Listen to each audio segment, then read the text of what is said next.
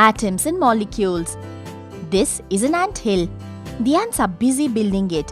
It takes many small grains of sand to make an ant hill.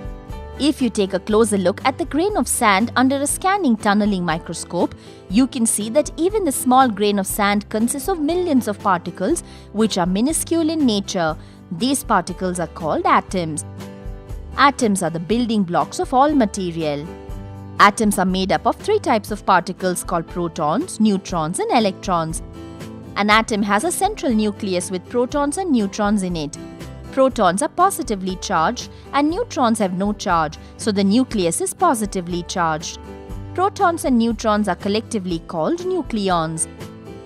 Electrons are negatively charged and are located around the nucleus.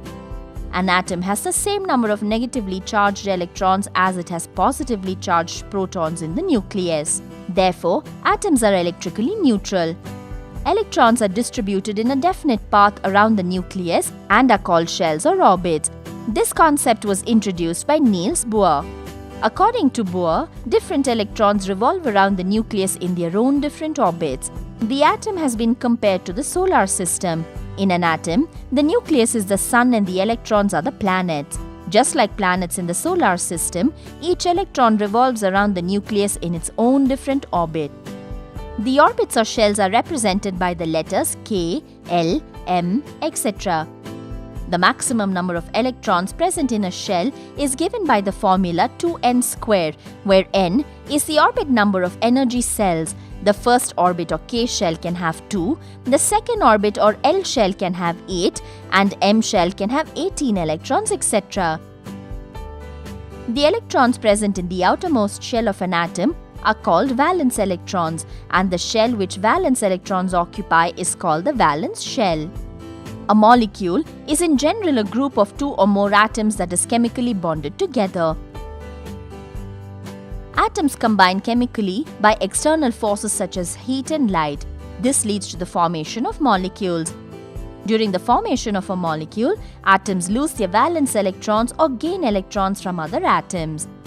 For instance, if two pieces of wax are to be joined, they are heated. After heating, the two pieces are pressed together to form a single structure. Here, heat is the chemical factor which is responsible for joining the molecules of wax pieces. There are two main types of bonds, covalent and ionic. If a molecule is made up of atoms of the same element, it is called a homoatomic molecule. If the molecule is made up of atoms of different elements, it is called a heteroatomic molecule. Things to remember. Building blocks of matter that we see in the universe are atoms. Protons, neutrons and electrons constitute an atom. Protons have a positive charge and neutrons have no charge and electrons are negatively charged. The maximum number of electrons present in a shell is given by the formula 2n square. A molecule is a chemical bonding of two or more atoms. Bonds are classified as covalent and ionic. There are two types of molecules, homoatomic and heteroatomic.